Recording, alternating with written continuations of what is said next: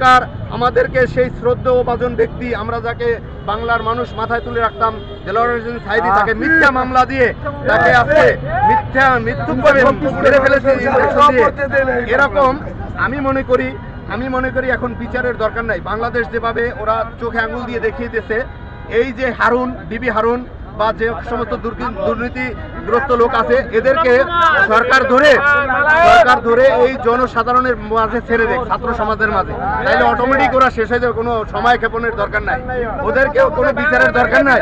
ওদের বাংলার মাটিতে ওদের ঘৃণিত ব্যক্তি, ওদেরকে এখান থেকে যত দ্রুত আমরা সরাই দিতে পারবো অতই এই বাংলার মাটি কলঙ্ক মুক্ত হবে। সকলকে ধন্যবাদ জানিয়ে এবং আগামী দিনে বাংলাদেশ যেন একটি সুখী সুন্দর দেশ হিসেবে গঠিত হয়। ব্যারিস্টার সুমন একটা আওয়ামী লীগের দালাল এবং সাকিব আল হাসান, আমরা মাশরাফি বিন মর্তুজা, এদেরকে আমরা শ্রদ্ধা করতাম, কিন্তু মূলত আসলে এরা আওয়ামী লীগের দালাল। এরা টাকার কাছে, টাকার জন্য লুবি, এরা টাকার কাছে তাদের ইজ্জত মান সম্মান তারা বিক্রি করে দিয়ে দেশটাকে যেভাবে ধ্বংস করতে চাইছিল। এবং এই বিশেষ করে এই যে আমাদের টাঙ্গাইলের এক নির্বাচনে অংশগ্রহণ করেছিল, তারপরে আপনার এই নারায়ণগঞ্জে যারা টাকা খেয়ে, তৈমুর রহমান, যারা টাকা খেয়ে বিএনপির দুর্দিনে আওয়ামী লীগের সাথে যোগ দিয়ে অংশগ্রহণ করছে, বিশেষ করে জাতীয় পার্টি, আমি মনে করি জাতীয় পার্টিও বাংলাদেশে এদের নিবন্ধন বাতিল করার জন্য ওরা ছিল একমাত্র আওয়ামী লীগের একমাত্র দালাল।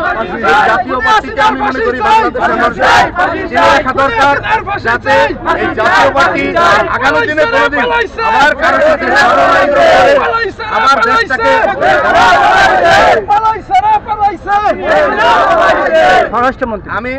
আমি স্বরাষ্ট্রমন্ত্রী আসাদুজ্জামান খান কামাল, আমি মনে করি বিশেষ শুধু স্বরাষ্ট্রমন্ত্রী না, আমি মনে করি আওয়ামী লীগের 300 মন্ত্রী এমপি যারা আছে, প্রত্যেক জেলার যারা সভাপতি আছে, প্রত্যেক জেলার যারা সেক্রেটারি আছে, প্রত্যেক থানা কমিটিতে যারা সভাপতি আছে, প্রত্যেক থানা কমিটিতে যারা সেক্রেটারি আছে, ইউনিয়ন কমিটিতে সব দুর্নীতিবাজ, সবগুলোকে এরা কেউ ভালো লোক না। এবং ছাত্রলীগ, যুবলীগ, কুত্তালীগ যা আছে প্রত্যেককে ধরে তাদেরকে এলাকায় শুরু করা হোক এখনই তাদের বিচার। এবং বাকিটা এই তো অন্তর্বর্তীকালীন সরকারে আমার শ্রদ্ধাভাজন ব্যক্তি ডক্টর ইউনূসকে আমি ধন্যবাদ জানাই। তিনি বাংলাদেশের তত্ত্বাবধায়ক সরকারের প্রধান হাল ধরেছেন। আমি মনে করি তার মাধ্যমে এই দেশ উন্নতির দিকে এগিয়ে যাবে এবং আমরা একটা সুন্দর নির্বাচন ইনশাআল্লাহ পাবো। ক্রান্তি লগ্নে তিনি বিশ্বের সকল দেশের সাথে তার একটা সুসম্পর্ক আছে। তিনি যেভাবে হোক বিশ্বের দরবারে আমাদের এই ক্রান্তি লগ্নের সময়টা তুলে ধরে তাদের কাছ থেকে সাহায্যের সহযোগিতার হাত বাড়িয়ে দিয়ে আমাদের দ্রব্যমূল্য নিয়ন্ত্রণের মধ্যে নিয়ে আসবেন এবং আমাদেরকে